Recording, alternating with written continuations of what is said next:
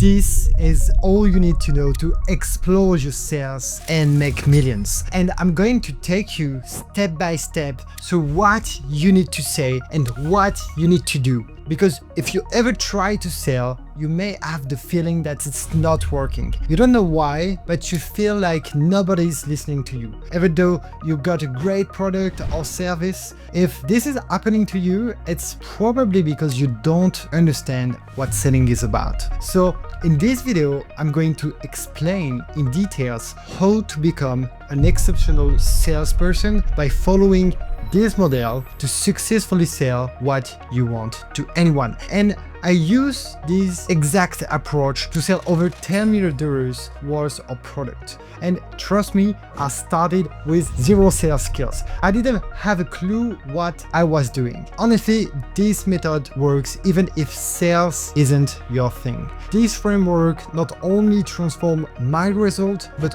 also those of everyone I've coached. People just like you. So with this in your pocket, you will become a true sales machine. And here is the best part. When you know how to sell, that fear of running out of money, it completely disappears. So if there is only one skill to master today, honestly, this is it.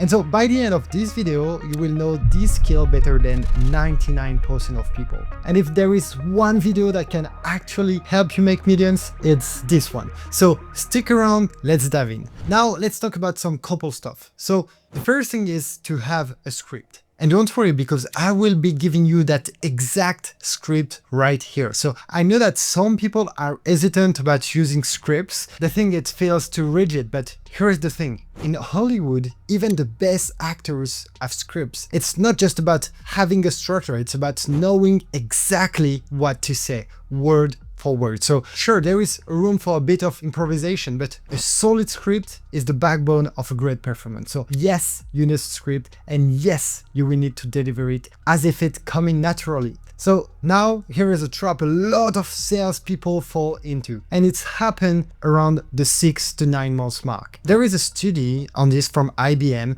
What they found was that after 6 to 9 months, many salespeople start to lose their edge. Why? Because they get overconfident. They think, I've got this, and they start going off script. They might feel it's repetitive or even boring, but that's actually the secret of excellence. Consistency, doing the right thing again and again until it becomes second nature. Think of the greatest athletes in the world. Take Michael Jordan, Cristiano Ronaldo. They didn't just win one championship, one Ballon d'Or. They won several because they mastered the fundamentals and kept refining them. So that's what makes champions, the relentless pursuit of excellence, even in the most repetitive task, and it sells, it's not different. And a great documentary that perfectly captures this idea of excellence is Jiro Dreams of Sushi. And so it tells the story of a 3-star sushi master, Jiro, who has perfected his craft to an incredible level. And so in Jiro's kitchen, you don't just start making sushi. No, you start by cooking the rice, and you will be doing that for years. And after maybe a decade of mastering the rice, then only then you might start cutting the fish. And after another 5 years, you might get to choose the fish. And so it means that it's a process, a commitment to excellence. And so it's what following your script is all about. You stick with it, refine it, and never strain from it. So I say this even in my company, Teliosa.com, when a salesperson is new, after a couple months, when they are getting really good, they're in the zone, following the script. But after 6 to 9 months, that's often when they start thinking, I can go off script now, I know this stuff. And that's where performance tends to drop. I like to think of it like a horse that wanders off the path. You got to gently steer them back, saying, hold on, let's stick to that works. And honestly, what I'm about to share with you has a lot of value, and it's the exact framework I use. I've done over 1,000 calls myself. Honestly, I don't know how many calls my team I've done, but it's more than 10,000 for sure. And so every single salesperson we bring on learn to sell this way. And this is what allows us to take someone with zero experience in sales and to turn them into a top-notch salesperson. I think that we have built something pretty amazing at Teliosa, and it's all thanks to this method. And if I had a video like this when I started, who knows, I might have been in a very different financial position by now. But anyways, enough build-up, let's get into it. So step one, we'll take it one step at a time, and within each step, I will break it down into smaller actionable parts. So let's do this. And yes, those little sub steps are crucial. So let's start with the introduction. So it's simple. It should last less than 30 seconds. And the goal here isn't anything fancy. We are just showing that we are a normal human being, not some over-the-top salesperson. You want a good energy, but you don't go overboard with building rapport. You need just enough to create a connection without losing what I call the frame. So the introduction has two goals. The first one is to build what I call the report. And so the report is that initial link with someone. But if you push it too far, it can come off as forced or distracting. So for example, if someone mentioned that they are in Los Angeles, you don't want to go off talking about how you know someone who lives there or asking about the weather. Stuff like, oh, I have a cousin in Los Angeles is a bit much, it's unforced, and honestly, it doesn't add to that conversation. Instead, just a light connection and a warm tone are all you need. Then what's really important to do is the frame. If you set up the frame correctly, you set the tone for the rest of the call. And so the frame is what keeps the call on track. Without a clear frame, even if you name the next steps, it just won't work as well. So in sales, remember, you are walking a tightrope. Things can go either way fast. So a strong frame keeps you balanced. As with everything, keep it brief. The structure I would give you here should lead to a 45-minute call. So now in this video, I won't go into the specific about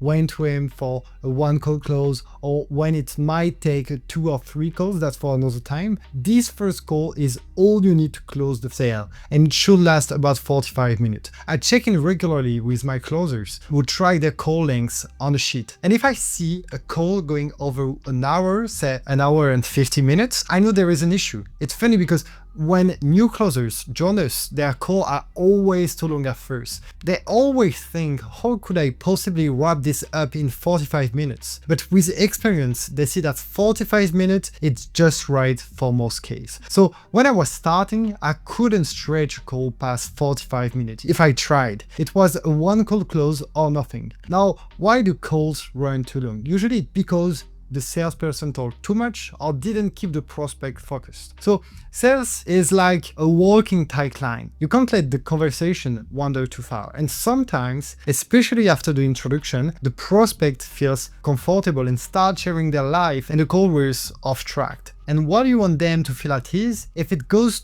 on too long, you are in trouble. And I remember my first sales call. It lasted 2 hours and a half, and I didn't close. Long calls often mean that you are talking too much or letting the prospect talk too much without guiding the conversation. So it can get shallow, lose direction, and worst of all, you risk saying something that doesn't resonate with the prospect or even put them off. In fact, sometimes if a prospect is really engaged, they have followed you for years, watch all your testimonials, you could close them in 15 to 20 minutes. So keep it tight, stay on track, and remember, less is often more. Then there is the rookie mistake. You got a hot prospect ready to close in 15 minutes, but a less experienced closer keeps talking, adding unnecessary details, and before you know it, the deal's slipping away. It happens, I get it, it's not ideal, but even the best teams can't catch everything. So this advice is valuable whether you are new or experienced in sales, because in the end, sales is often about getting back to basics. Even as sales manager or CEOs, we are always returning to the fundamentals. So it's the introduction,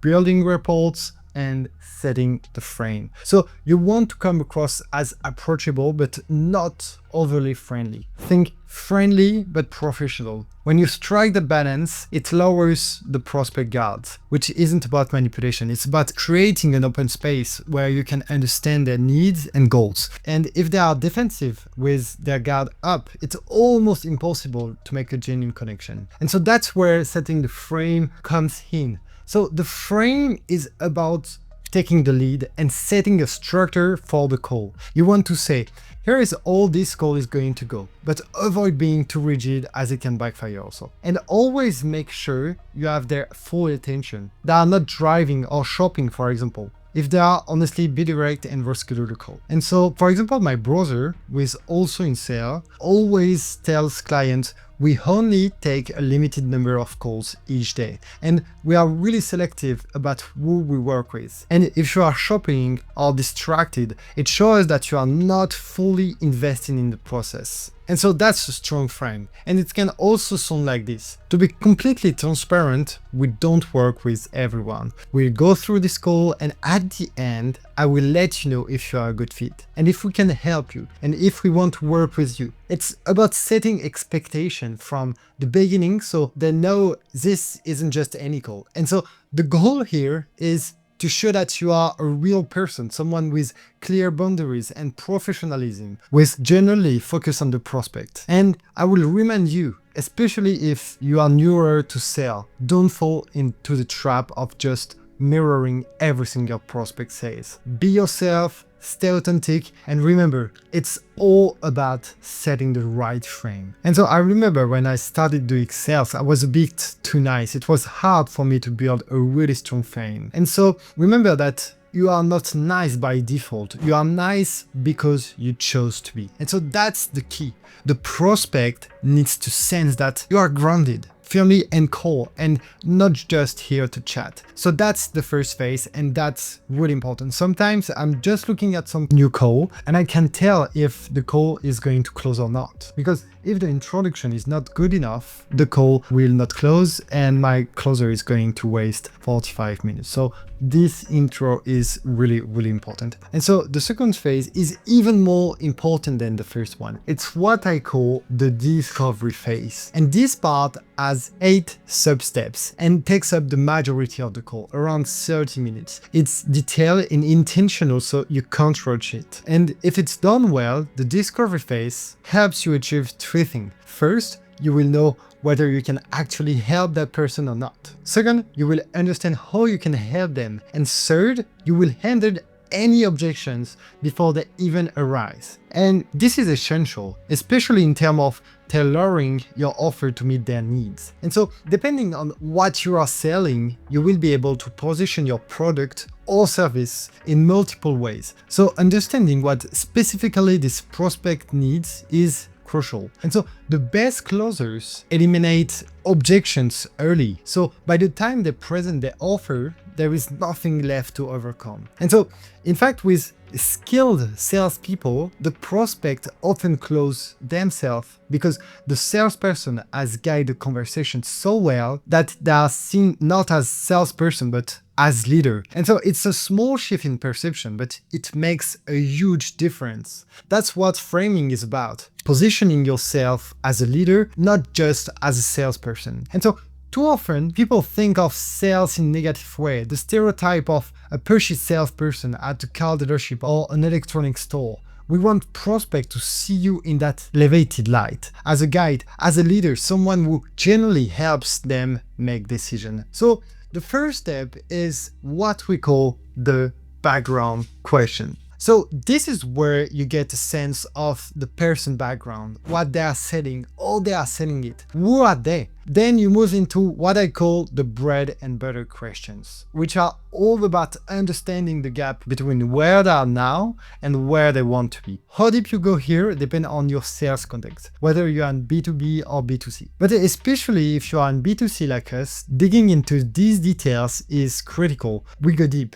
And how do you know when you have dug deep enough? You will know because the person starts to be emotional. And yes, we even had people break down on the phone. And so this might sound intense, but it's powerful because you are getting to the heart of what's holding them back. This means asking questions that can feel personal, like how much do you make each month? Are you on welfare support? Maybe they have 3 kids and both parents are on welfare support. So you go deeper. How do you make ends fit? And so I thought I used to hold back on these questions. They felt invasive and I worried that the prospect would react badly. But one of the best pieces of advice I've ever received was the question you are most afraid to ask is the one you need to ask. And so when I started asking those hard questions like, how do you make a living? I began to see just how much it opened people up. They did start to reflect and might even say, yeah, things are really tough. And slowly, they did open up more, sharing their struggle and frustrations. They did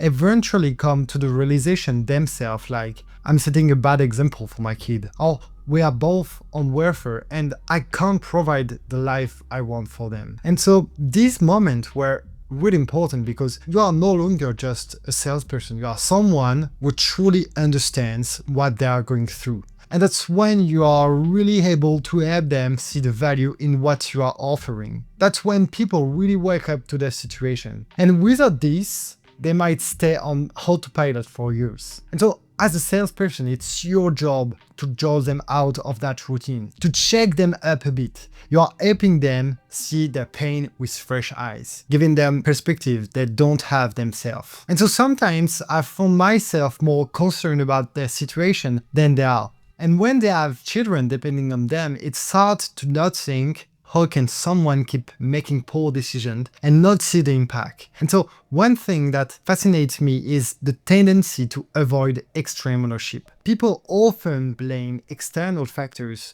the government, the economy, rather than think this is on me. But digging into this pain is crucial, especially if you are a B2C niche, where these emotional stakes are high. And so if you are working in B2B, the discovery phase might look a bit different. You will focus more on like understanding their business, what they are selling, the pricing, the product, the range, their acquisition strategy, and so on. So then come the phase I call the doubt phase. And so here you explore what's stopping them from solving the problem themselves and why they want to reach their goal faster. So this part of the conversation helps you understand why they are seeking someone with experience to guide them. And it's offering the choice between doing it alone, doing it faster, or doing it with someone who's already walked that path. And so one powerful question to ask here is, what's stopping you from doing this on your own? And it's pretty rare for a salesperson to ask this, but it's crucial. And so some salespeople worry about this question because they think, what if they realize they don't need me? But here is the truth. If they truly don't need you, you wouldn't close them anyway. So by asking, you are uncovering their objection early rather than being blindsided later. So it's okay if you don't close every prospect. Some people just aren't ready. Think of it like a video game. There is easy mode, medium mode, and very hard mode. And so with some prospects, it's hard mode from the start, especially if they believe they can handle things on their own. That doesn't mean it's impossible, but it does mean it will be more challenging. And so, for example, in one of our niches, we see a pattern. People who are just starting off often think they can do everything themselves because they haven't faced real challenges yet. They haven't hit that wall where they realize they need guidance. So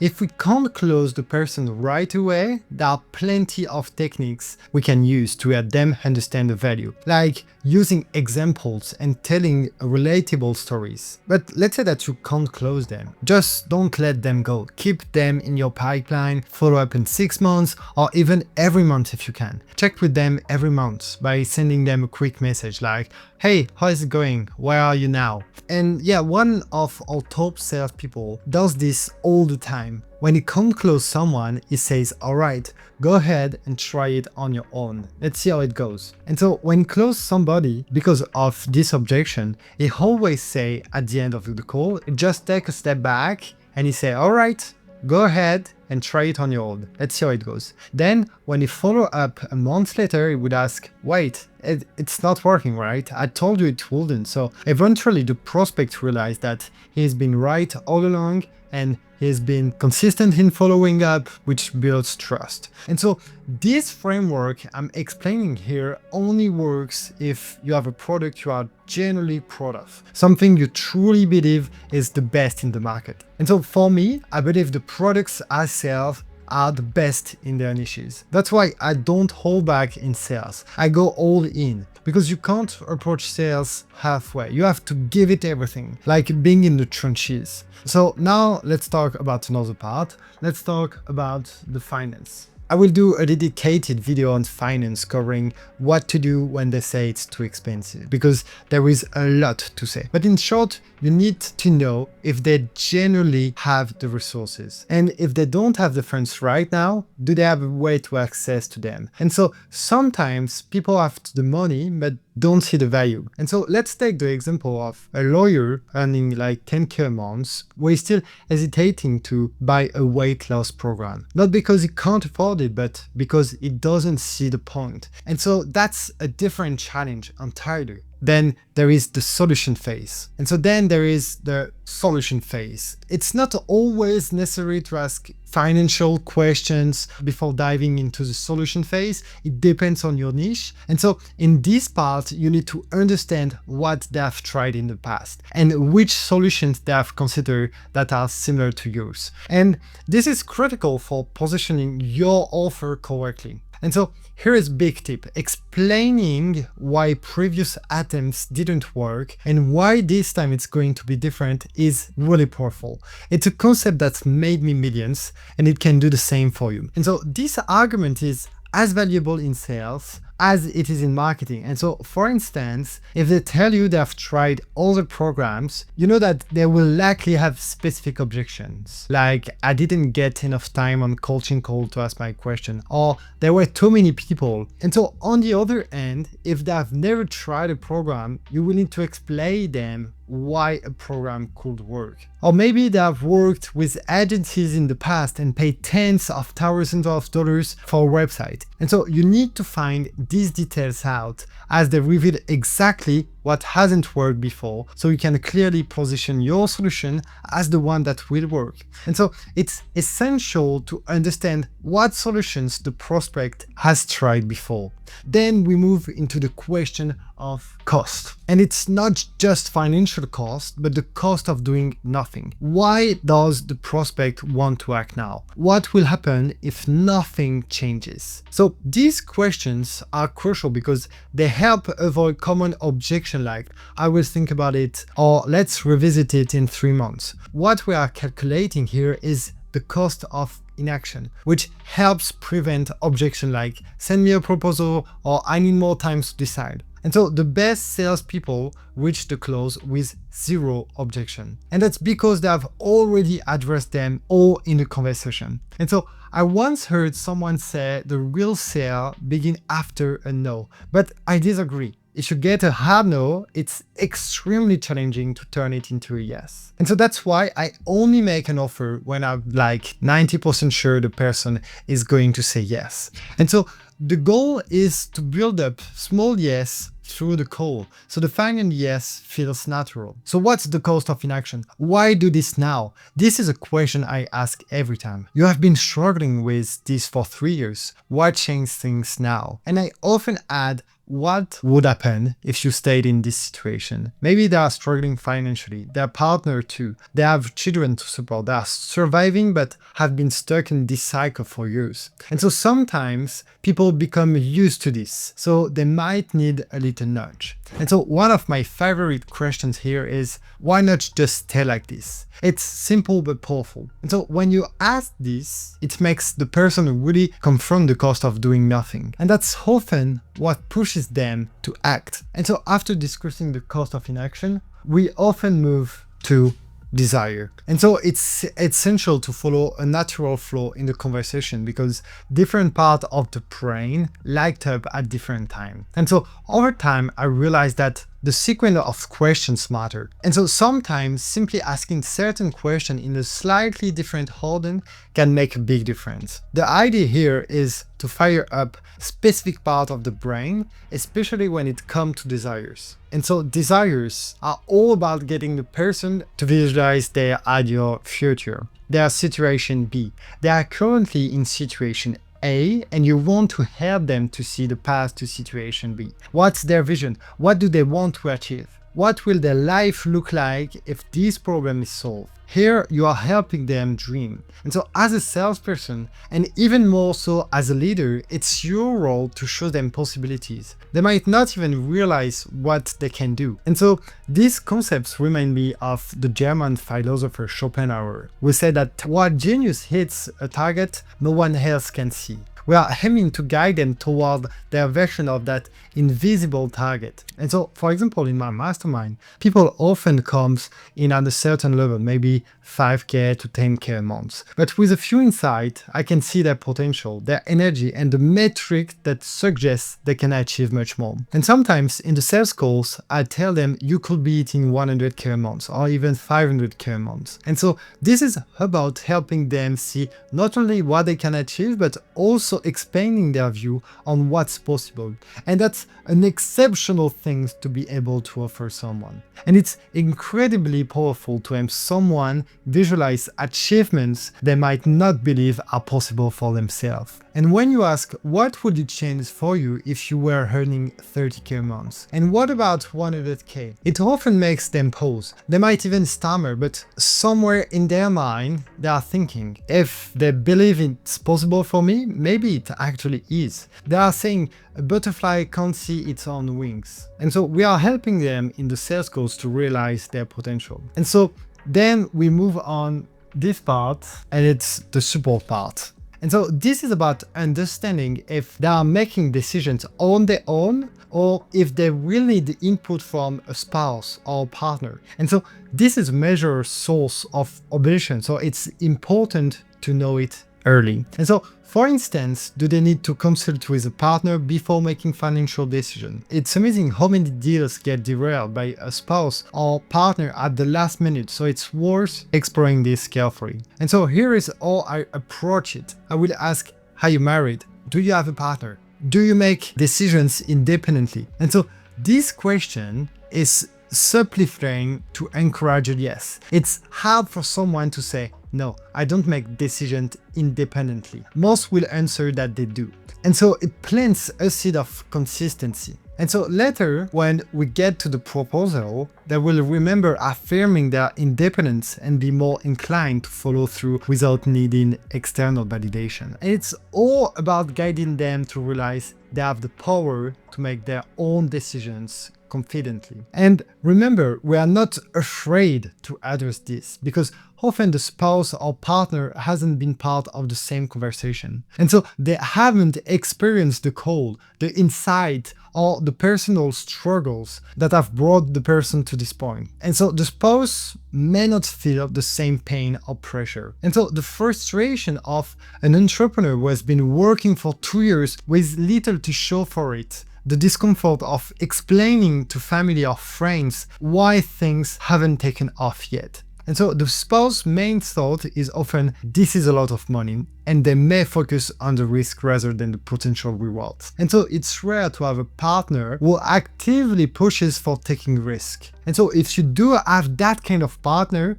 hold on to them. But most people's partners are more cautious, thinking, what if it doesn't work? When this happens, sometimes a second call involving the partner is essential. And so I would cover that in a dedicated video, but here is a quick overview. You want to align yourself with the client and say something like, if we can get your partner on board, are you ready to join us? And so once they agree, you position yourself as a team. And so tell them, all right, you and I will work together to help your partner see why this is a great decision. And this way, you are not just selling to them, you are collaborating with them to make the best decision together. And that's how you overcome this objection effectively. Now, as we approach the end of the discovery phase, usually around the 30 to 35 minute mark, you will have a clear understanding of whether you can help the person and ideally have addressed any potential objection. And so when you do this well, it builds a significant level of trust with the prospect. Real trust isn't created by saying, oh, we grew up in the same town, or oh, my brother has the same first name as you. While those things might be true, they can feel superficial. True trust comes from deeply understanding someone, their current situation, their challenge, and what's happening in their life. And so next, we move into the transition phase, which has two parts. So it's the transition itself and the pre-pitch. And so this step is critical to smoothly move from the discovery phase to the pitch while minimizing any resistance to the sale. And so a common mistake is that after an excellent discovery phase, some salespeople abruptly switch to sales mode, which can break the connection. And so the prospect may feel, I thought they generally understood me, but maybe it was just an act to sell me something. And so to avoid this, you need to ask for permission to proceed. And so this approach removes almost all resistance. And so a phrase I use, and one that my sales team uses effectively, is something like, okay, I don't think I have any more questions, but is there anything you think we haven't covered that might be important? And so this open-up question sometimes reveal surprising information. For example, the person might say, oh yes, I'm moving into a new house, which can indicate they may not be ready to commit right now. And so this is a crucial step, as it helps ensure that no hidden obstacle before moving forward. And so if nothing else comes up, you can smoothly transition by saying, all right, from everything I've gathered, I have good news. We can clearly help you. And so if you did like, I can share a bit more about what we do. And so this is the pre-pitch, which leads directly into the pitch phase. Now, the pitch itself should be brief, no more than 5 minutes. Long pitch are honestly the worst. I remember I was on a call, and so the guy told me like, yeah, I'm just going to pitch you my thing. It's gonna last like 15 minutes. If you have any question, just wait. And it was so painful.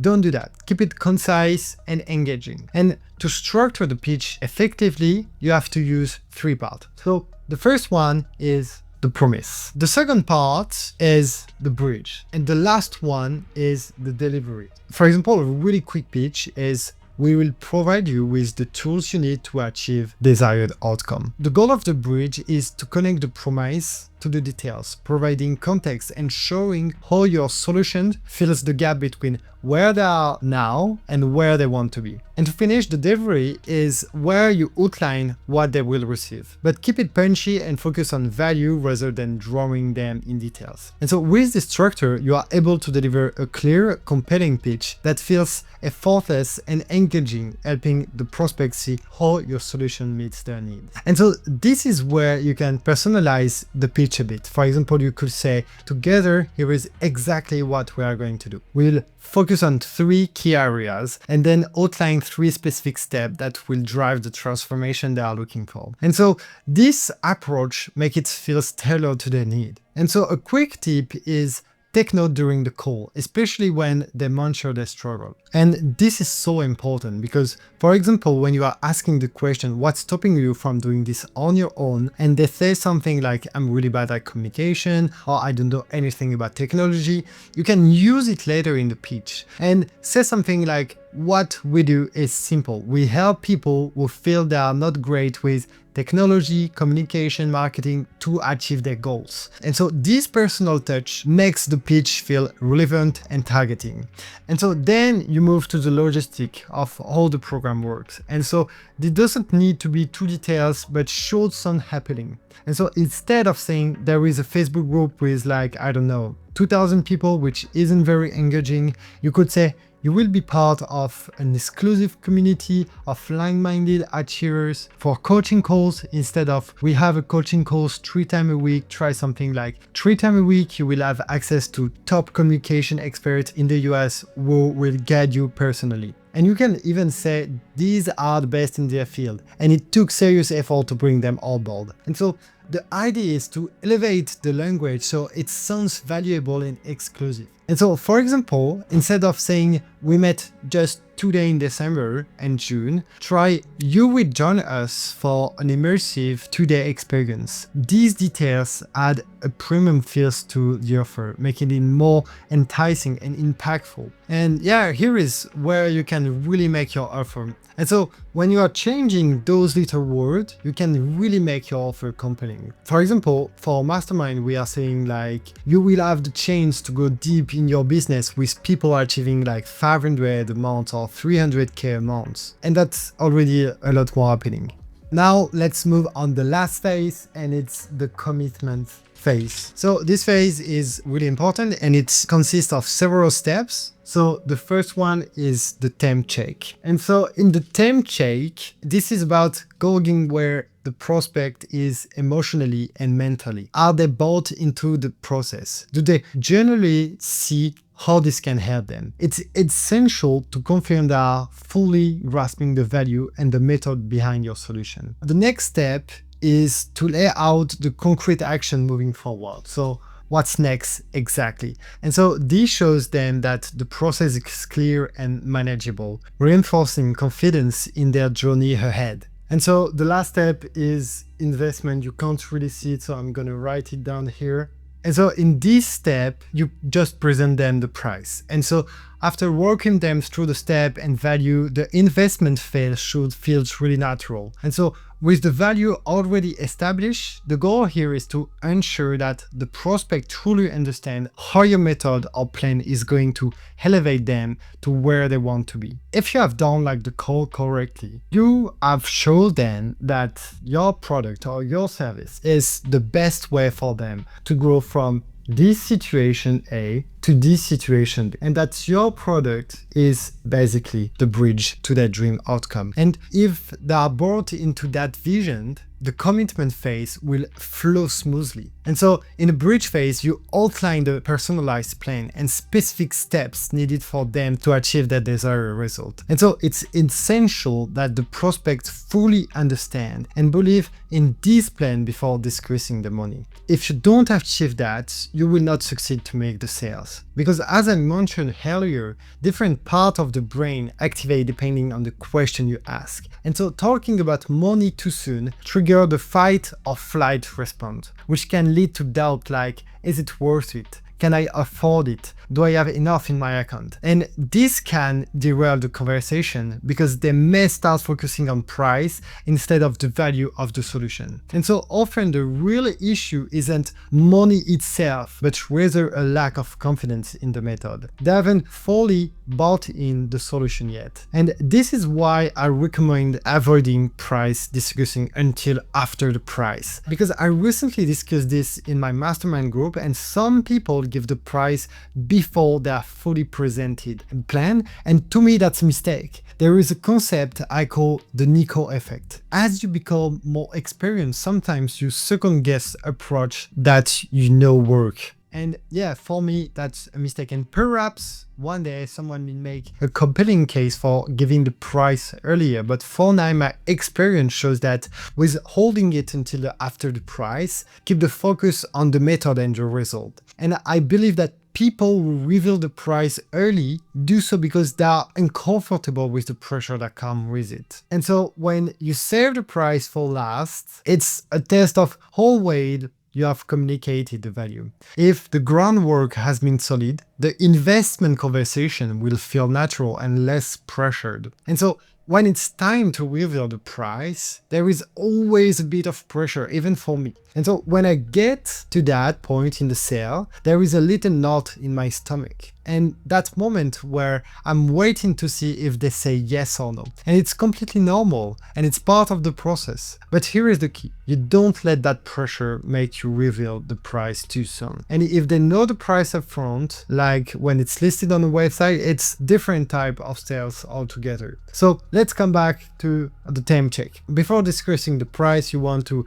ensure the prospect is fully bought in the vision. Ask them if there are anything that make them feel less than 100% sure that they will be able to reach your goal of 10K months working less and from anywhere in the world. And so this question address any remaining doubts so you can clarify before including the cost. And so the temperature check is about gauging their certainty with questions like, are you 100% sure we can help you? Can you clearly see how this will benefit you? We aim to confirm this confidence before moving to the next step. Then outline the next step before talking about the price and paint a picture of what it will look like once they are on board. And so we always say something like that. When we work together, it's straightforward. You will join the program, complete the onboarding form, and I will review it to tailor the plan. We'll do a follow-up check 2 weeks in, and any question you have along the way can be answered by my team 24/7. And so by detailing the process and showing what they can expect, you reinforce the commitment and make the investment feel like a natural part of achieving their goals. And so that's the next phase, and then you move to the investment. And one interesting thing I've noticed is that ideally the prospect will reach the point where they are ready to start and naturally ask about the price themselves. And if they don't bring it up, I usually say there is just one other thing we haven't discussed. It's the price. And if you did like, I can tell you now. Then I keep it simple, saying the price is straightforward, like it's 5K. And so at this point, you can give a quick recap of the offer, then state the price clearly. And so here is the key, say nothing afterward. Silence is surprisingly powerful. You don't need to do a long silence. Sometimes my closers are doing that and I hate it. It's definitely not like 5 minutes, but give them space, no more like than 2 minutes. Keep like a neutral, attentive expression, especially if you are on Zoom, and wait for them to respond. And so in that quiet moment, they are processing everything internally, wondering, can I afford it? Do I want to commit? And so let them work through it. And so afterward, we will move on to the handling objection. And I will cover each objection time in more detail in a separate video, but here is the framework. You will usually encounter 3 main categories of objection. So there is uncertainty, financial, and partner approval. And so the critical part is to address uncertainty first. And so if the person isn't 100% sure about the offer, handling the financial or partner objection won't be effective, because uncertainty, this involves confirming that they feel confident in the solution. And if they say things like, I need to think about, or can you send me a proposal? It signals they are not fully convinced. And so at this point, you may need to revisit the plan, looking back to reinforce how it meets their needs. Partner approval. Partner approval is a completely different objection, and sometimes the person needs to discuss it with their spouse or partner. As we mentioned earlier, this is common and requires a supportive approach. And finally, finance. Financial objection is a really hard one too.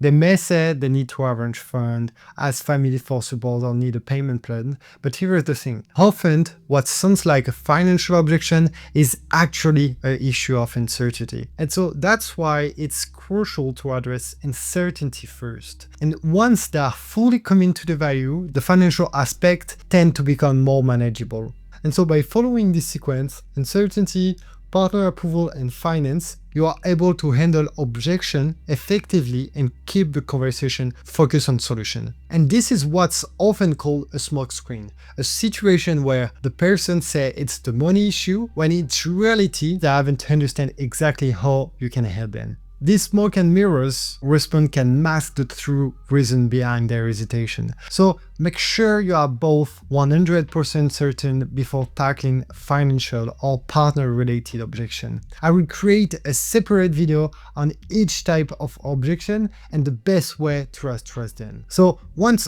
all the objections are handled, we move to the closing phase. And so at this point, closing should feel natural. It's mostly about logistics. And here you can outline the next steps to reassure the prospect that they have made the right decision. And so this is crucial to have a buyer remorse where they might second guess their choice. And yes, sometimes I will even provide a few reminders to reassure them so they don't panic after making the payment. I've had cases where the spouse called me afterward upset or unsure, so offering reinsurance to the client and sometimes their partner can be important. And so yes, this was a really long video, but I hoped it was packed with value. If you have any questions, feel free to drop them in the comment. And if you enjoyed this video and want to dive deeper, check out my next video on how to reach 500K per month.